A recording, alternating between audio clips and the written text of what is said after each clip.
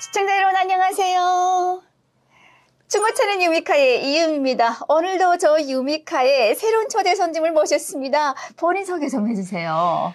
예, 저는 1995년 8월 달에 대한민국으로 귀순한 허광일이라고 합니다. 아, 반갑습니다. 반갑습니다.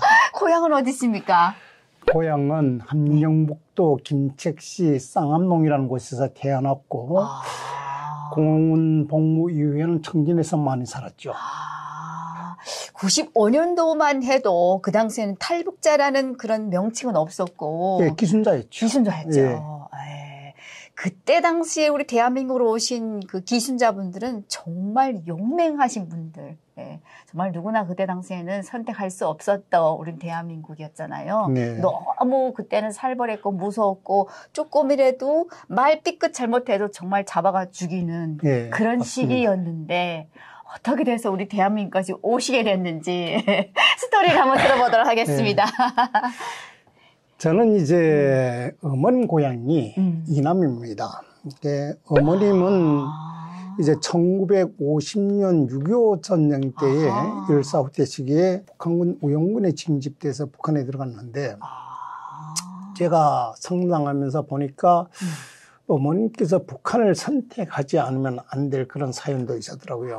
예, 우리 어머님께서는 경상북도 예천군 용면이라는 곳인데 이제 그 농업학교를 다니시다가 전쟁이 일어나서 북한으로 들어왔는데 결과적으로 어머니가 정말 잘 살아보자고 들어왔던 북한이 북한에서 그 아들이 또 자유를 찾아서 어머니가 걸었던 그 길을 역행해서 대한민국으로 귀순을 했죠. 참 어떻게 보면 어머니의 고향을 찾아오신 거잖아요. 그렇습니다. 네. 우리 어머님께서 비록 북한으로 몸은 들어와 있지만은 사람은 태어나서 자기가 태를 묻었던 그곳을 잊지는 못하시는데 그럼요. 어머님께서 제가 어릴 때부터 너무도 고향에 대한 말씀을 자상하게 해주셨기 때문에 사실 제가 한국에 와서 어머님 고향을 찾아갈 때 우리 담당 형사님 보고 그랬어요. 네. 형사님 이제 저를 이모님 찾아서 갈 탕인데 가게 되면 경북 예천군에 있는 용궁역점까지만 데려다 달라.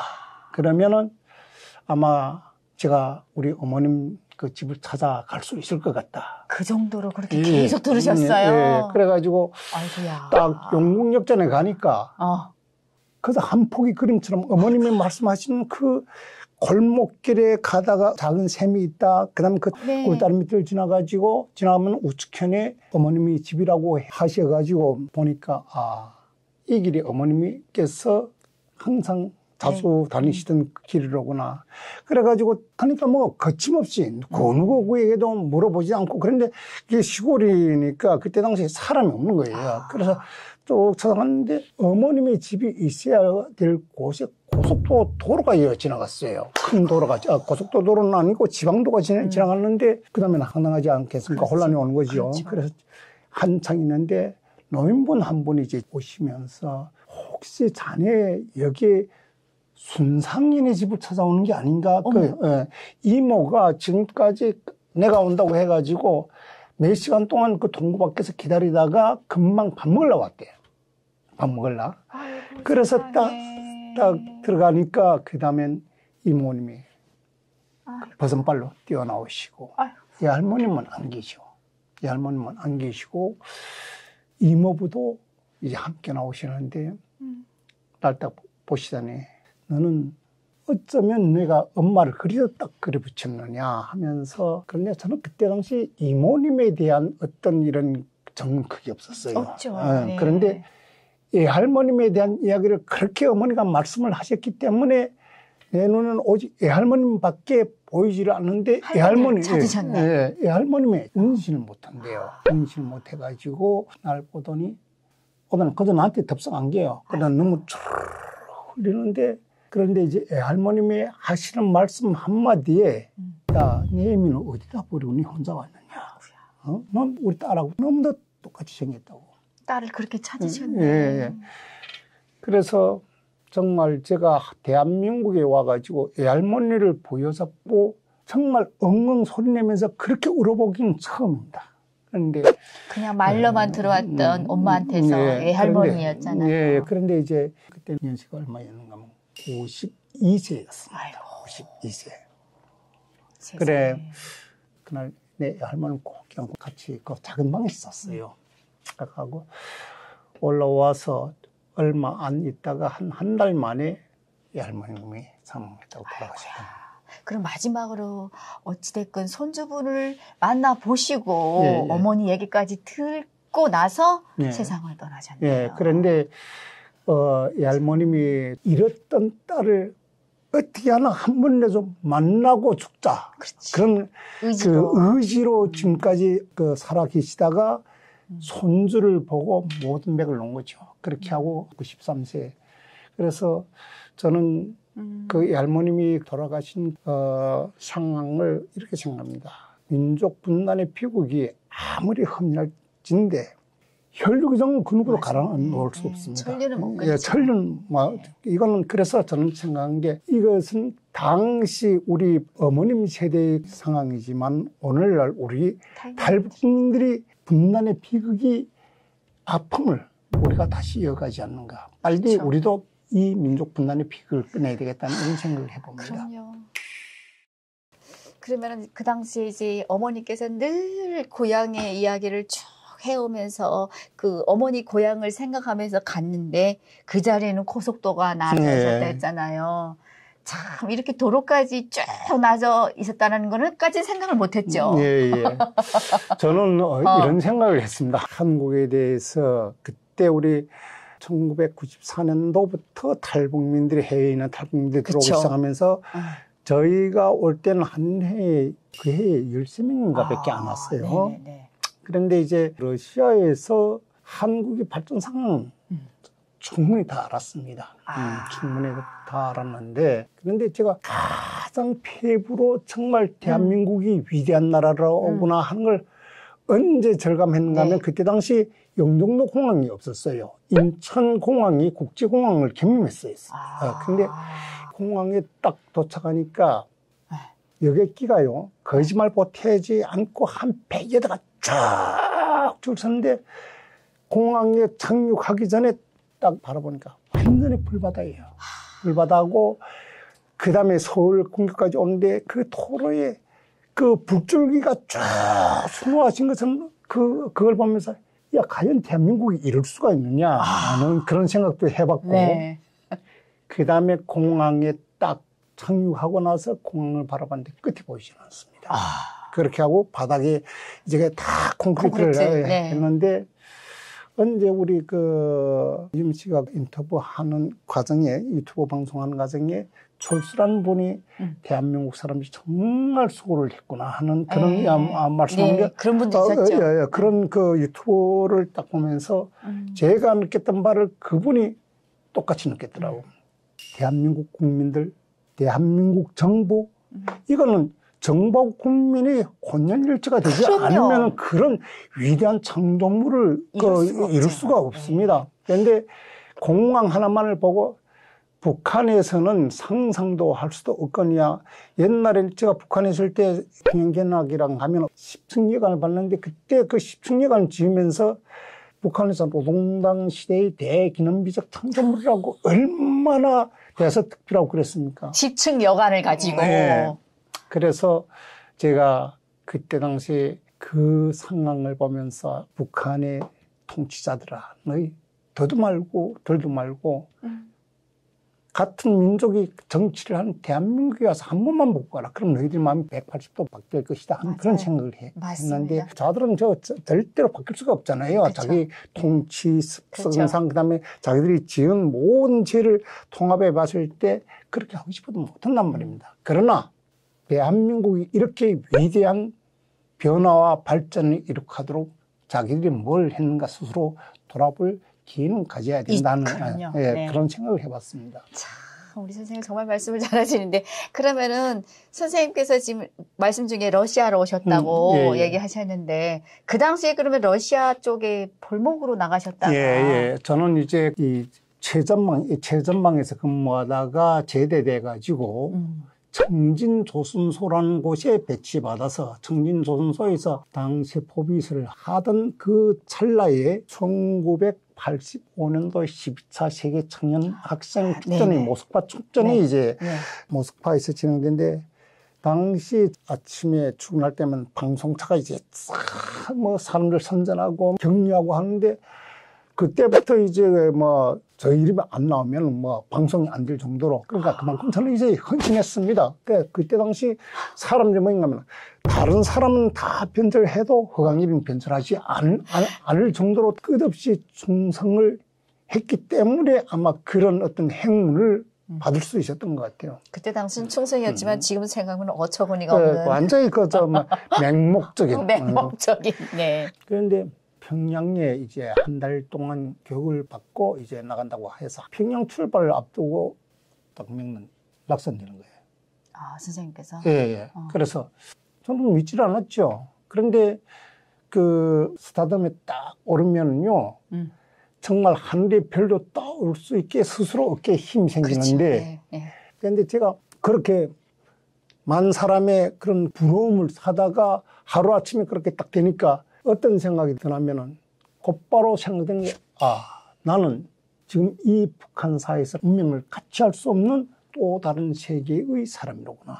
그러면 어머님께서 출신이 이남 출신이다 그래서 보니까 그때가 말씀드릴게요. 그래서 대표단으로 가는 건 이건 안 된다. 그런데 그때 당시 어머님은 내가 모스크바 청축전에 못 가니까 그게 마치 자기 모든 지약처럼 생각하고 고민하시다가 현장에서 니치를 돌아가신 거예요. 그래서 어머님 결국 저 때문에 돌아가셨는데 그러고 나니까 더더욱 북한 사회하고는 더 이상 살 수 없다. 그래가지고 선택한 게 러시아 파견 근로를 나갔던 거거든요. 러시아에서 얼마나 있다 오셨습니까? 저는 러시아에서 한 10년 있었습니다. 굉장히 오래 있으셨네요. 예. 러시아에 10년 동안 계시면서 거기서 그러면은 계속 우리 어머니의 고향 경상도까지 꼭 와야 되겠다는 생각을 가지셨습니까? 저는 그때까지 그런 생각을 전혀 못했습니다. 그 해외 파견근로 나가서 사업소 청년동맹위원장으로 하면서 현지에서 청년들이 현지인들과 접촉하거나 남수선 방송을 듣거나 수정주의 무료 오염될 수 있는 이런 상황을 통제하던 입장에 있었기 때문에 감히 남조선 방송 같은 건 생각도 못했죠. 그런데 제가 러시아에서 1년 만에 다시 북한으로 이제 휴가를 나오는 겁니다. 휴가를 나왔는데 어머님 산소에 갔죠. 어머님 산소에 가니까 막내 동생이 뭐라고 하냐면은 큰형님, 형님께서 소련에 이래 가 계시는데 그 소련에 가 계신 동안 우리 어머님이 찾고 싶어 하던 애가 친척을 찾을 수 없습니까? 한국에 계시는 어머니 형제들. 남선에 계시는 애가 친척을 찾을 수 없습니까? 이 말 한마디에 이 뒤에서 한 대 얻어맞은 것처럼 빵 하는데 그래서 동생의 이야기를 듣고 러시아에 들어서 안 듣던 남선 방송을 듣기 시작한 거죠. 한국 라디오를 들었네. 라디오 방송에 뭘 들으셨습니까? KBS 사회교육 방송이라는 게 그때는 전문 대북 선전 매체였었어요. 매체였는데 그때 당시 KBS 사회교육 방송에 그때 매주 화요일인가 저녁 8시 20분 되게 되면 해외에 계시는 동포들이 사연과 친척들을 찾아주는 시간이 있었어요. 그런데 내가 감히 그 방송을 들을 줄은 어떻게 생각했어? 그래서 방송을 듣다가 마지막에 여기는 대한민국 수도 서울 영등포구 여의도동 18번지 KBS 사회교육방송국입니다 하는 주소가 딱 나오는 거예요. 그래서 그 주소를 가지고 이제 그때 당시엔 제가 이제 러시아 말을 좀 어느 정도 유창하게 할 정도로 이렇게 됐으니까 그래서 곧바로 한국 KBS에다가 이 사연을 편지를 썼죠. 그것도 이제 우리 그 대표부 주소는 못 쓰고 러시아 친구 집 주소를 썼는데 편지를 쓰고 한 20일 만에 나한테 답장이 왔어요. 예, 왔는데 딱 가보니까 편지가 온 게 아니라 소포가 왔어요. 어머, 뭐지? 소포가 왔는데 그게 이제 KBS 사회교육방송의 기자가 쓴 편지하고 애할머님이 보낸 어머, 어떡해. 애가 친척들 사진 5장하고 어머. 그 다음에 내가 현지에서 어떻게 생활하나 보라고 비디오 카메라하고 한러 사전하고 가장 필요한 것만 딱 보냈더라고요. 그러니까 그 편지 내용이 외가 쪽에 할머니 손에까지 가서 할머니가 그걸 보시고 그렇죠. 그렇게 준비물을 예, 예. 어머 세상에. 그래서 하고 그 다음에 이제 야 얼마나 가슴이 철렁했을까. 그걸 딱 보고 혼자서 얼마나 울었는지 모릅니다. 마치 우리 어머니 소원을 내가 풀어드린 거 아닙니까? 그렇죠. 네네네. 어머님은 나 때문에 돌아가셨지만은 어머님이 그토록 보고 싶고 그럼요. 그다음에 가보고 싶어하던 또 만나고 싶어하던 혈육들을 내가 그 소원을 이뤄줬으니까 그때 정말 제가 평생의 남자로서 그렇게 울어본 적이 없습니다. 어머니 또 살아계셨으면 네, 그런데 돌아가실 텐데. 그 같이 있던 친구가 그 편지를 보고 같이 울었어요. 나오고. 그런데 후에 보니까 이놈이 북한 그 안전부에다가 보위부에다가 밀고를 해가지고. 아, 북한에서 같이 나왔던 그 친구분이 네. 편지까지 같이 보고 나서 그 네. 편지 서로 한국이랑 연락하고 있다라는 거를. 알았죠. 알았는데 그때 그 누구도 믿지 말라고 해야 되는데 우리는 또 이제 마음이 독하지 않아가지고 서로 마음을 주고 나면은 내 생명과 직결됐다기보다는 이런 그 기쁨을 함께 나눠야 되겠다는 그 생각 때문에 보여주지 말아야 될 그런 내용하고 카메라도 다 보고 사진도 그래, 보여주고 네, 사진 보여주고 하니까 보면서 같이 울었는데 이 녀석이 결과적으로 얼마 안 있다가 고자질을 해서 제가 1993년 6월 5일 날 하바롭스크에서 국가사 공식적인 수배를 당했습니다. 그래서 그때 이제 가장 맹목적 그때 6월 달이면은 낮에는 엄청 내륙성 기후에서 엄청 덥습니다. 밤엔 또 춥고 난방사태에다 청바지 입고 조그만 가방 하나 딱 쥐고 알몸인데 그때 당시 거기에 이제 에어버리 좀 나왔으니까 현지 주민의 집에 들렸는데 그 현지 주민 나보고 그런단 말입니다. 야 꼴야 빨리 너 다른 나라 왜 그런가? 너 이제 안드레 그 내가 데려왔던 너 안드레 그 북한 경찰 데리고 어제까지 대기하고 있다가 아마 좀 내가 늦게 올 줄 알고 들어갔다가 다시 나온다는 거란 말입니다. 그러니까 시간 난 게 불과 하루 이틀 사이 그런 시간 차를 두고 내가 또 그때 그 집에 들어간 것도 다행이었고. 그러면은 그 같이 편지를 왔던 친구랑 북한 그 보위원이랑 그 지금 선생님께서 들어갔던 그 집에 날 잡으러 왔던 거죠. 아이고야. 잡으러 근데 그냥 발이 안 맞아서 먼저 떠났고. 그래가지고 이제 오늘 내일로 또 다시 온다고 했다고 하더라고요. 그래가지고 거기서 그때는 러시아는 택시라는 게 없었어요. 그래서 아이고야. 주머니에 있는 돈을 가지고 중국 국경 부근에 있는 그드베코버라는 곳에 이제 제가 가가지고 그때 뭐 얼마 한 20일 되니까 호주머니 돈 다 떨어지고 아무것도 없는 거예요. 그래도 어떻게 보면은 그 러시아에 있는 본토민 분이 그 소스를 주셨기 때문에 그렇죠. 도망쳐 나왔지. 안 그랬으면은 그냥 잡힐 뻔했네. 생명의 은인이죠. 그래가지고 자꾸 이렇게 나다니면 그때 당시 내가 이미 탈출했고 했기 때문에 북한 애들이 계속 찾아다닐 거 아닙니까? 그렇지. 그래서 그때 그 그르베코보 역전에 큰 집이 하나 있었는데 그 집이 비어 있었어요. 그래서 제가 거기서 장사를 딱 2달을 했는데 중국에서 장사 나온 아주머니 2분을 고용해가지고 거기다가 여관 차렸습니다. 여관 차리고 그 다음에 식당, 보신탕집이라는 걸 했습니다. 어머 세상에. 그렇게 하니까 그 한 40명이 자는데요. 많이 잘 때는 한 120명까지 잡니다. 거기서 자고 아침 새벽 5시에 일어나서 그 피발시장에 가지고 상품 받아가는 도매시장에. 도매시장 가서 상품 받아가는데 하룻밤 자는데 그때 당시 한 사람 3,000루블씩 받았거든요. 거기서 돈 엄청 많이 벌으셨겠네요. 그런데 딱 얼마 43일인가 하다가 러시아인들이 완전히 대근거 선풍, 여권 음사는 무조건 봉으로 쫓아보내고 이래서 할 수 없이 거기서 아주머니들한테 그동안 수고 비용 다 주고 난 그 가방에다가 내가 $3,000를 딱 가지고 다시 블라디보스토크를 갔습니다. 그러면은 우리 선생님께서 지금 어떻게 보면은 도피 다니시다가 예. 북한 모입해서 잡으려고 했었잖아요. 예. 예. 그러다가 어떻게 운 좋게 또 이렇게 사업도 하시고 하시다가 어떻게 우리 대한민국까지 연락돼서 오셨습니까? 블라디보스토크에 한국 총영사관이 있습니다. 거기 찾아가가지고 공식적으로 망명 신청을 했어요.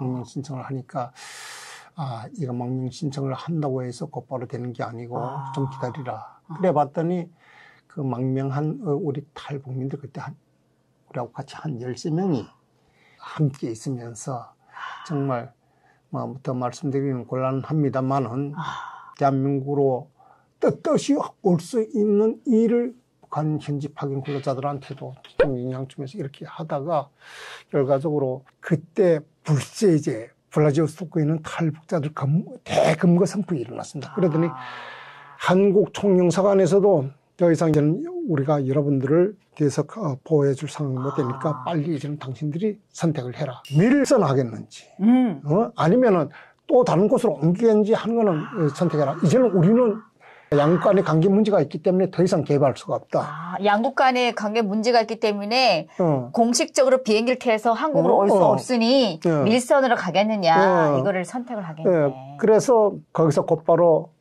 기팀을 해주더라고요. 당신들은 난민 자격이 충분히 부여되기 때문에 모스크바 주재 유엔 난민위원회에다가 편지를 써라. 그러면은 그 짝의 심사를 받게 되면 공식적으로 한국으로 갈 수가 있다. 난민으로. 예. 그래서 지금도 잊어지지 않습니다. 이사벨라라는 이탈리아 여성이 책임자로 해서 독일 사람, 일본 사람 이렇게 해서 4명의 심사관이 현장에 나서 우리 13명을 심사를 하고 그 자리에서 난민증, 일일 여건, 그 다음에 한국으로 들어올 수 있는 충분한 조건을 증명으로 할 수 있는 이런 서류를 다 우리 만들어주고 대기하고 있으라 했더니 그로부터 일주일 만에 사람들 한꺼번에 못 빼고 한 3명, 4명 이렇게 하는데 그때 당시 저는 이제 제일 마지막 대열에 우리 친구분하고 같이 이제 마지막 비행기를 타고 한국으로 왔는데 김포공항에 도착하면서 저는 한성도 한성이지만 이 위대한 창조물을 건설하기까지 이분들이 얼마나 수고했겠느냐 그 생각하면서 또 이 어머님이 고향이 있는 대한민국 그 복합적인 생각으로 눈물이 쫙 나는데 결 잊혀지지 않는 겁니다. 공항에 딱 도착하니까 구정원에서 3번이나 나오셨더라고요. 일행들은 무사히 다 도착했습니다. 허 선생님이 제일 마지막 조입니다. 마지막 조입니다. 오신다고 수고했는데 같이 갑시다. 그래가지고 들어온 곳이 바로 거기서 김포공항에서 대방로까지 얼마 멀지 않으니까 그래서 여기 들어와가지고 저기서 한 거의 6개월 남짓씩 교육받고 이제 사회에 결과적으로 진출을 했는데. 그럼 그 당시에 이제 김포공항에서 서울까지 들어오셨잖아요. 그러는 과정에 지금 95년도에 입국을 하셨는데 95년도 때 한국의 그 서울의 풍경은 어느 정도였습니까? 일단 저희가 낮에 왔으면 모르겠는데 밤에 이제 김포공항 쪽으로 오니까 서울 쪽에 다 보인단 말입니다. 그렇죠. 불바다예요, 불바다. 온 천지가 불바다인데 북한에서는 그때 당시에 벌써 전기가 없어가지고 계속 정전하지 않았습니까? 맞아요. 그런데 이 불바다가 저는 우리가 오기 때문에 불환히 켜놓고 이게 아니잖아요. 밤새껏 자동차, 전조등, 가로등, 그 다음에 공단에서 비친 비업 어마어마한데 저는 이 하나만 가지고도 이건 이미 게임은 끝났다. 게임은 끝났다. 그렇죠. 예. 왜냐하면 그 경제의 원동력이 전기가 아니겠습니까? 전기를 저렇게 남아 돌아갈 정도로 전기를 쓰는데 한편에서는 전기가 없어서 뭐 생산을 못하지 않습니까? 그렇죠. 그래서 그걸 보고 대한민국은 정말 역시 위대한 나라로구나 하는 걸 느꼈죠. 그렇죠. 뭐 전기 인간이 어떻게 보면은 기본이라고 볼 수 있는 물불살 여기 다 차고 넘치는 건데. 그러면 그렇게 해서 이제 서울로 들어오셔서 안가에서 그러니까 그때 당시에는 국정원이라 했어요. 안기부라 했죠. 안기부 시절이죠. 북한에서 뭐 안기부라는 말만 들어도 북한 주민들은 얼마나 무서운 그냥 집단이라고 생각을 했죠. 근데 실질적으로 와서 보니까 그렇진 않았지 않습니까?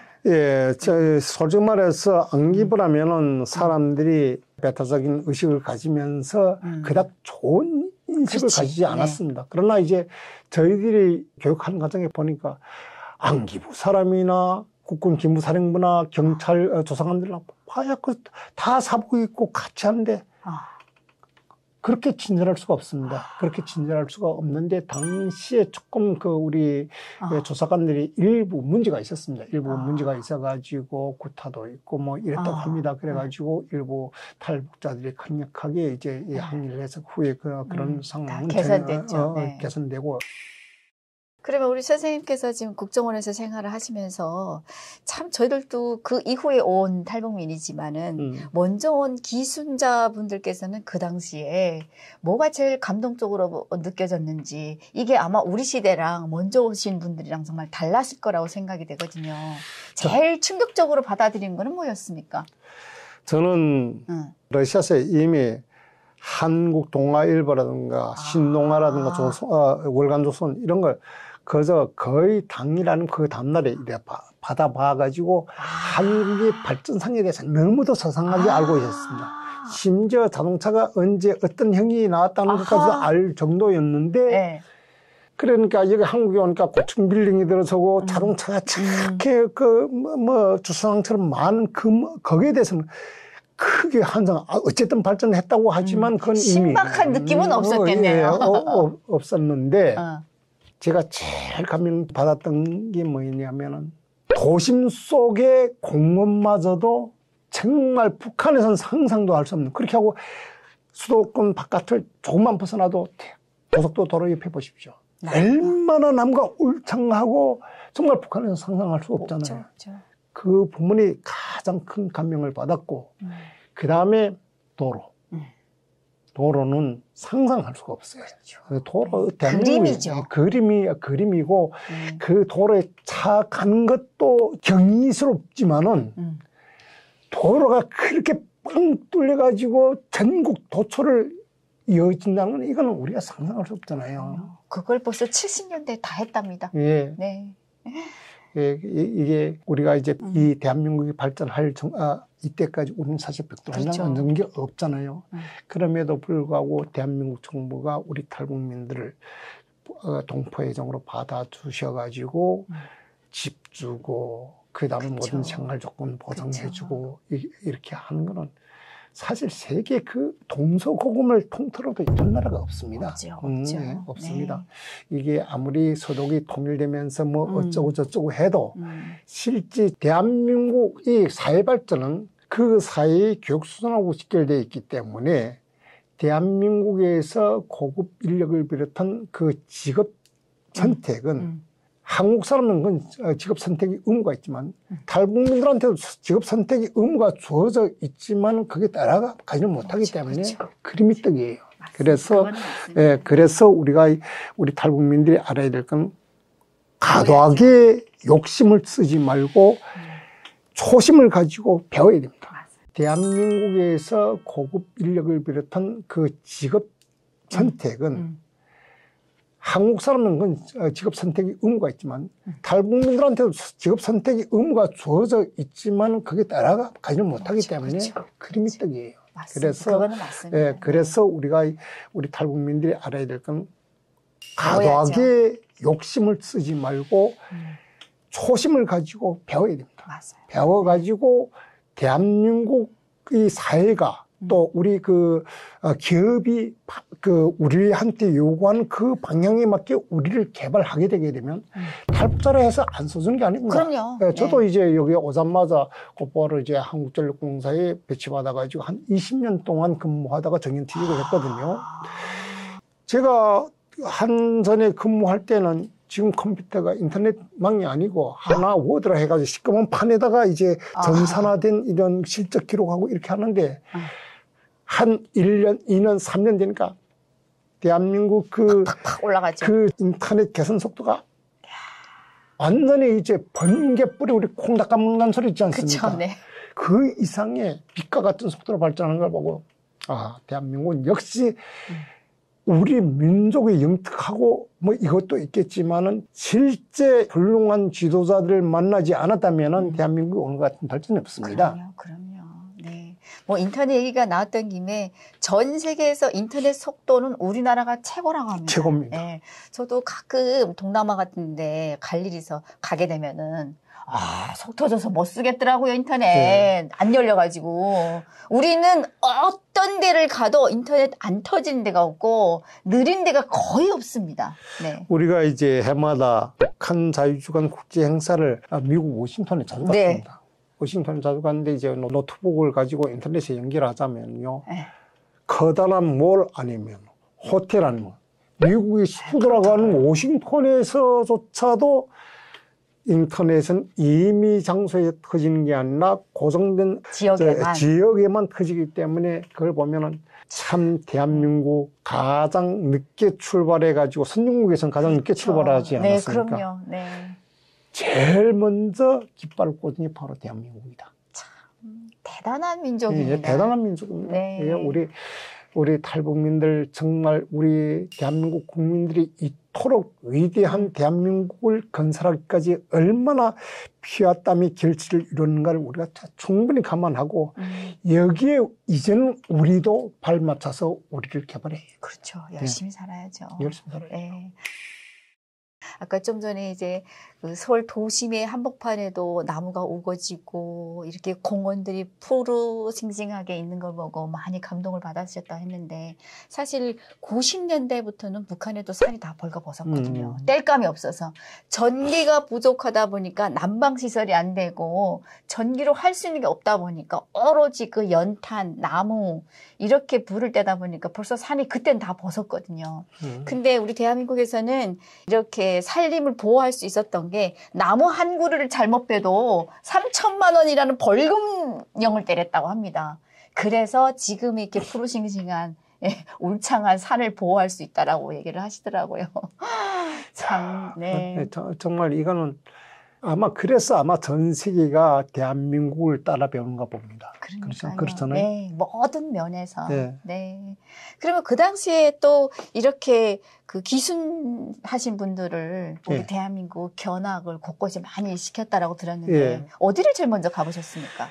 저는 이제 국정원에 있다가 제일 처음 가본 게 용인의 민속촌이라고 있어요. 아하, 거기로 가보셨어요? 용인의 민속촌이고 그때는 우리는 체험이라는 건 없고 그래서 당일에 치기로 갔다가 오고 했는데 거기에 가보니까 그 민속촌은 그때도 그렇게 아주 잘 꾸려놨는데 야 이걸 이렇게 정밀하고도 정말 정수로 모든 게 다 삼박자가 맞지 않습니까? 거기 가보면. 그래서 그걸 보니까 대한민국은 우리 역사적 문화 전통을 살기 위해서 북한의 혁명 전통이 아닌 민족의 역사, 민족의 정기를 살리기 위해서 이렇게 열심히 하는 나라였기 때문에 국민들이 자기의 역사를 잊지 않고 뿌리를 잊지 않고 열심히 일하는구나 이런 걸 느꼈어요. 그러니까요. 네. 역사는 정말 잊지 않고 지금 대대손손 많이 이제 가르쳐주고 이렇게 하는 것 같아요. 북한에서는 뭐 역사라는 게 다 거짓 역사, 김씨 산부자들을 위한 그 허위 선전 역사밖에 없는데 대한민국 오니까 이렇게 우리 민족의 역사 유물들을 그대로 보존하고 있는 것이 너무 감동스럽더라고요. 그러면 그때 뭐 그렇게도 가보고 다른 데는 가보신 적 있어요? 다른 데 많이 가봤죠. 제일 인상 깊었던 데는 어디였습니까? 저는 부천에 그때 당시 대우 자동차가 대우 자동차가 대우 자동차. 네. 대우 자동차가 있는데 그때 당시는 있었죠. 대우 자동차가 있어가지고 대우 자동차에 그때 우리 7명인가 그 사진 촬영하면서 사진 기자까지 따라다니면서 갔는데 그건 아마 좀 후에 보니까 선전용으로도 좀 하려고 아마 했던 것 같아요. 근데 아이고 말 마시오. 딱 갔는데 자동차가 로보틱에서 계열생산해서 쫙 나온 거지만요. 대한민국에서 생산했던 리무진 버스를 있지 않습니까? 대우에서 그 리무진 버스를 5대 쭉 진열해 놓고 그걸 다 보게 하는데 나는 그랬습니다. 이게 대한민국에서 만든 게 아니라 일본에서라든가 무슨 미국에서 만들어 놓은 그 승용차까지는 뭐 결생산에서 나오는 거 보니까 그거는 더 인정을 하는데 그 리무진 버스도 저는 머리에 털나서 그렇게 고급스럽고 화스럽고 훌륭한 버스를 처음 봤어요. 그런데 쪽보다는 쫙 뒤로 자빠져 전문가 신세계죠. 호텔 이상이 아닙니까? 그거 보고 이런 것까지 대한민국에서 만든단 말이야. 그런데 왜 여기는 이런 자동차 공장이 있다면서 왜 안 보여주냐? 보이지 않느냐 하니까 워낙 어마어마하게 부지가 넓습니다. 그래서 일정이 한 5개 있었는데 그것까지 다 보면 시간이 없기 때문에 이미 생산한 리무진 버스를 진열해 놨다는 말입니다. 그래서 그걸 보고 믿었습니까?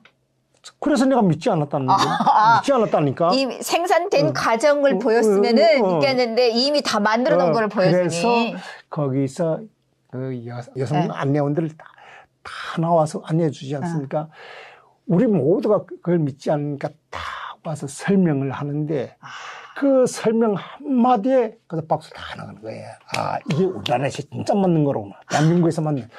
그것도 그분이 말하는데 이런 그 리무진 버스는 대우뿐만 아니라 현대 자동차에서도 만들고 하는데 이건 다 우리 경영 관계에 있기 때문에 한 해 몰라보기 이보다 더 발전돼 나간다. 그래서 나는 그래서 리무진 버스가 이상 발전되면 어떻게 더 발전하나? 그래서 이게 결과적으로 북한이 그토록 악독하고 끈질기게 선전하는 자본주의가 실제적인 월성은 다 숨기고 저 자식들이 정말 나쁜 것만 해가지고 저 북한 주민들을 저 한 번만 보여주십시오. 몽땅 다 잡아. 다 돌아가죠. 다 돌아가는 거예요. 네. 참 지금 뭐 우리 대한민국에서 버스를 생산해서 전 세계에다 수출하는 대단한 나라가 됐습니다. 자동차는 기본이고 버스도. 버스, 리무진 버스. 저는 놀란 게 말입니다. 러시아에서 한국 버스 쓰던 걸 그대로 그 글자 하나 삭제하지 않고 그대로 하는데 그래야 중고버스죠. 중고버스로서 그 의미가 있다는 거란 말이죠. 더 잘 탄대요. 또 그걸 다 해서 새 차보다도 한국 버스라는 게 인정하니까. 그렇게 하고 거기에 무슨 어느 구간, 인천에서 국제공항에서 동대문, 그런 식으로 가운데 다 글자에 다 있고 심지어 버스 칸에는 버스 노송로까지도 다 그대로 되어 있어요. 그런데 그걸 그대로 이용하는데 사실 러시아 장사하는 사람들은 대한민국 말 없는 광고죠, 광고. 광고 아니에요. 그 사람들 그걸 지우지 않고 한다는 그 사람들은 지우지를 않아서 고객들로 하여금 더 호기심을 가지고 버스를 자주 이용할 수 있게 만들고. 간접 광고를 제대로 하는 거죠. 제대로 해주는 거죠. 그때 참. 그때 우리 북한에서 어쩌다 일제차가 들어오게 되면 그런 중고차가 있었습니다. 그러면 거의 사람들 이렇게 하지 않았어요. 대단해. 그러면 90년대 그때도 벌써 자동차를 로봇화가 되었을 때였네요. 그때 다 로봇차 칙칙 하는데 깜짝 놀랐습니다. 그 큰 공장에 사람 밑이 보이질 않아요. 그러니까요. 우리 선생님께서는 어떻게 보면 대한민국 오셔서 자동차는 자동차, 반도체 모든 면에서 성장 과정을 네, 직접 눈으로 보시면서 네. 예, 체험을 하셨던 그 분이다. 탈북민으로서 그 세대에 온 우리 그 선배들이라고 해야 되겠죠. 그쵸, 그 선배들이 저는 이게 두 가지 보리라고 생각해요. 이 사회를 얼마나 긍정적인 마인드를 가지고 그렇죠. 회복적으로 투시하느냐. 그 다음에 또 안 될 때는 그걸 또 좋은 네. 문제를 보는 게 아니라 부정적 시간만 그렇죠. 바라보게 네. 되잖아요. 그래서 이거는 결과적으로 얼마나 마인드를, 긍정적인 마인드를 가지고 이 사회를 바라보는가에 따라서 사람 자연히 마음이 편해져요. 맞습니다. 네. 어딜 가도 뭐 사람은 천태만상이라는 말이 있지 않습니까? 네. 별의별 사람들이 다 있으니까. 네. 가끔 가다가도 이렇게 아직까지도 북한을 찬양하는 이런 북한 분들이, 탈북민들이 계시는데 그런 탈북민들을 보게 되면 또 그렇지 않은 정말 자유 대한민국을 옹호하고 수호하는 우리 탈북민들이 또 규탄하지 않습니까? 그런 분들을. 사실 네. 저는 지금까지 아까 서두에 말씀드린 바와 같이 벽돌 한 장 쌓아본 적이 없음에도 불구하고 내가 생활할 수 있는 모든 조건을 정부가 마련해주고 그 다음에 여기서 자신을 개발하면서 공기업에서 일을 하면서 정년퇴직을 할 때까지 사실 저는 대한민국이 아니었으면 허강일이 오늘이 있겠는가. 저도 마찬가지입니다. 네. 네. 워낙 우리 요미 씨는 그 능력과 미모와 그 사업 확장력에 있어서는 우리 탈북민 사회뿐만 아니라 한국 사회에 널리 알려져 있고 유미카 이 사업 자체가 이미 뭐 저는 이 중견기업 그 정도는 아닙니다. 거듭나야 되질 않는가. 그래서 어쨌든 뭐 지금 자기 사업을 하면서 이렇게 그 유튜브까지 이게 유튜브라는 게 이제 뭐 회사 홍보도 있겠지만은 저희 탈북민들의 한국 사회의 성장을 하나하나 보여주는 것만으로 해도 저희들한테 큰 힘이 되거든요. 정말 이런 부분 하나만 놓고 봐도 정말 저는 이제 감사합니다. 우리 유미 씨한테 너무도 감사하고 정말 고마움의 인사를 전하고 감사합니다. 저도 뭐 처음부터 그것도 욕심을 가지고 시작한 게 아니고 열심히 하다 보니까 또 이렇게 어느 정도까지 올라온 것 같습니다. 네. 그러면은 좀 전에 우리 선생님께서 전력 부분 쪽에서 20년 가까이 일을 하시다가 은퇴를 하셨다고 하셨는데 뭐 전력하게 되면 또 우리나라지 않습니까? 네. 북한이랑 정말 이 또한 비교할 바가 안 되는데 이미 8, 90년대 당시에 북한은 이미 캄캄한 나라가 됐고 우리 대한민국은 정말 정의가 넘쳐나는 그런 나라가 됐는데 들어가서 일을 하시면서 어떤 게 제일 충격적으로 받아졌습니까? 저는요, 대체로 사무실 사람들은 우리가 생각에는 그 종이로 문서를 작성하고 다 그럴 줄 알았는데 종이는 이미 그때 이제 그 종합적으로 출력을 해서 건사는 하고 있지만은 그때 당시 모든 전산화가 돼 있었어요. 전산화가 돼 있어가지고 컴퓨터를 가지고 다 일을 해야 된단 말입니다. 결제마저도 심지어 내 자신이 휴가 신청마저도 또 예출마저도 다 전산화된 이 시스템을 가지고 움직이는 걸 보고 그럼 도대체 이제 하다가 보면은 사장이 누군지조차 모르고 그 다음에 심지어 본사 직원들이 누가 누군지 모를 정도. 우리는 북한에서는 자기 직속상관 직속상관한테 가서 결제를 받고 뭐 이렇게 하지 않습니까? 전산화로 결제가 되기 때문에 자기 직속 상관들을 잘 모를 정도로 그렇게 아주 전산화가 조밀하게 돼 있고 제가 이 한전에 근무하면서 제일 느꼈던 것은 우리 전산에 보면 한전에 대한 연역이 쭉 뜹니다. 연역이 뜨는데 세계적으로 단가, 전기 킬로당 단가가 어떻게 되고 하는 거 쭉 이제 비교 분석한 것도 이제 쭉 나오는데 전기값이 제일 싸지 않습니까? 세계적으로 우리나라가 제일 싸죠. 그런데 우리나라보다 제일 싼 게 네덜란드가 있다고 하지만은 네덜란드가 품질에 있어서는 우리한테 떨어지기 때문에 결과적으로 전기 품질은 어떻게 규정하냐면은 전기를 생산해서 소비자까지 오는 기간에 소모되는 전기하고 그다음에 전기를 공급하는 와중에 정전이 있는데 세계적으로 우리나라가 정전이 제일 없는 나라가 우리나라입니다. 네. 이래가지고 세계적으로 제일 양질의 전기는 대한민국이다. 대한민국이다. 전기도 양질이 있습니까? 그렇죠. 품질이요. 그렇긴 하네요. 북한에는 만약에 전기가 온다 해도 진짜 오나만 하는 전기가 오는데. 그런데 왜 이게 양질의 전기를 선호하냐면은 삼성전자나 이렇게 고도의 과학기술을 요하거나 그 다음에 그 연구소라는 이런 데는 전기 품질에 따라서 연구 성과가 달라진다고 합니다. 그렇구나. 그렇게 하고 그 다음에 가정들에서 우리가 이제 전기를 사용하다가 전기가 깜박깜박 하는 거 봤습니까? 없죠, 거의. 그게 없지 않습니까? 그렇게 하고, 그 다음에 전기 사용에 있어서 소비자 부담이 없습니다. 그 다음에 한전의 전기가 얼마나 훌륭하고 얼마나 효율적인가 하는 거는요, 일본 기업들이 1990년대 중후반이요, 한국으로 엄청나게 이전을 많이 했습니다.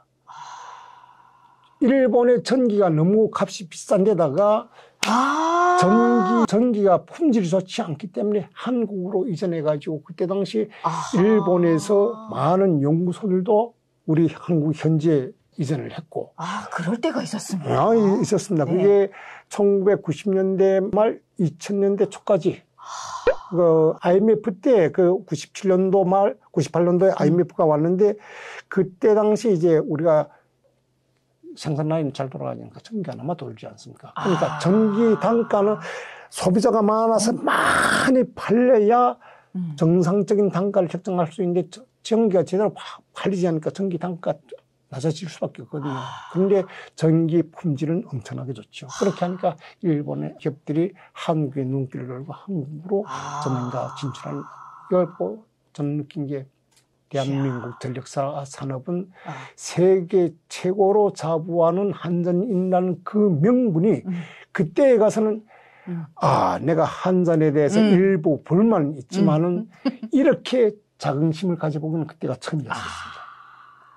아무튼 뭐 우리나라 발전소 같은 데도 가서 보면은 정말 대단하지 않습니까? 뭐 전기가 발전소에서 이렇게 나오는 거니까.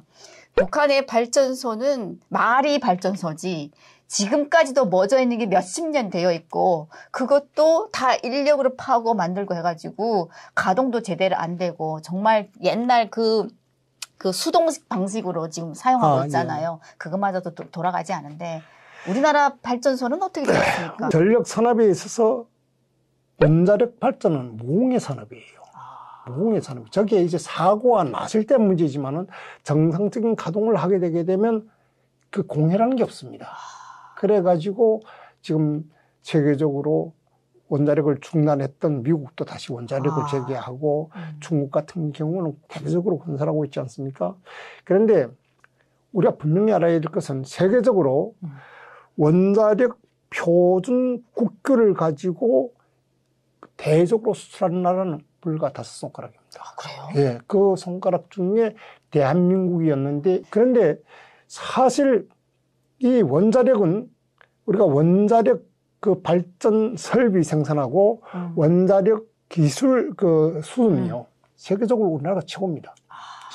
이거는 제가 원자력 분야의 기술자여 가지고 이야기하는 게 아니라 한전인으로서 그때 당시 이거 다 이제 데이터가 나오고 비교 분석하지 않습니까? 옛날에 원자력 발전 설비를 생산하는 기업이 한국중공업이었습니다. 근데 그게 두산중공업에서 인수를 해가지고 하는데 저 두산중공업이 가지고 있는 기술력은 과히 말씀드리건데 세계 최고라고 생각합니다.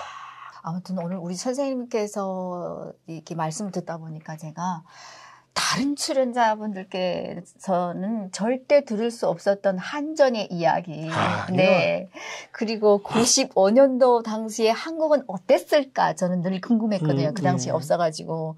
이런 이야기들을 너무 자세하게 설명을 너무 맛있게 잘해주셔서. 이야기를 정말 맛있게 하시는 것 같습니다. 아니요. 저는 이제 여기 오늘 오기 전에 유미카 TV를 이제 내가 어떻게 해야 되는지 그래서 한번 이제 봤어요. 하는데 그 또 조회수가 상당히 많더라고요. 네. 뭐 내가 권효진 씨 거 보니까 뭐 한 170만 명 이상으로 나가고 뭐 좀 이렇게 쭉 나갔는데 내가 왜 이렇게 조회수가 높겠느냐 이렇게 딱 지금까지 인터뷰를 하다 보니까 아 이것은 전적으로 우리 유미 씨 능력에 관한 문제다. 아유, 감사합니다. 아유, 정말 대단하시네요. 그래서 그 부담 없이 하잖아요. 아, 네. 부담 없고. 부담 주면 안 되죠. 그런데 이게 대체로 스튜디오에 앉아 보면은 딱딱하고 또 서로 우리 탈북자 심정과 생활 경리를 모르는 사람들은 부담을 주는 질문, 부담을 줄 수밖에 없는 환경이 있어요. 그런데 우리 유미 씨는 우리가 같은 탈북민이고, 그렇죠. 북한에서 같은 생활을 겪고, 그럼요. 그 다음에 한국에 나와서도 한국 사회에 가장 성공적으로 정착한 케이스에서 정말 어깨에 힘을 주고 지금까지 열심히 일을 해 오셨기 때문에 이런 능력이 스스로 발휘되지 않았다. 감사합니다. 우리 선생님께서 또 마무리까지 너무 잘해주셔서. 네. 이거 딱 보면서 앞으로 이 상황이라면 멀지 않는 앞날에 중견기업의 회장님으로 우리 정말 이유미 씨를 상상해 봅니다. 아, 감사합니다. 그럼 끝으로 우리 선생님께서 지금 20년 동안의 전력 부분에서 일을 하시다가 예. 지금 은퇴하셔서 하시는 일이 있으시잖아요. 예. 네. 저는 사단법인 북한민주화위원회라는 이런 단체를 맡아서 정년퇴직을 하고 2014년도 정년퇴직 후 2015년도부터 지금까지 이제 맡아오는데 이 단체는 다 아시다시피 작고하신 황당엽 선생님께서 직접 만드셔가지고 결성하셔가지고 돌아가실 때까지 2007년 4월 10일 이제 결성해서 2010년 10월 10일 돌아가실 때까지 초대 북한민주화위원회 위원장으로 계시고 2대 위원장으로는 대한민국의 언론을 들썩하게 했던 당시 태국 참사관이시였던 홍순경 회장이 2대 위원장을 했고. 아, 홍순경 회장님께서? 예. 제가 3대 위원장을 하고 있는데 사실 이제 북한 민주화위원회는 북한 사회의 민주화 실현을 위해서 북한 주민들의 인권 신장에 모를 받고 있는 인권단체입니다.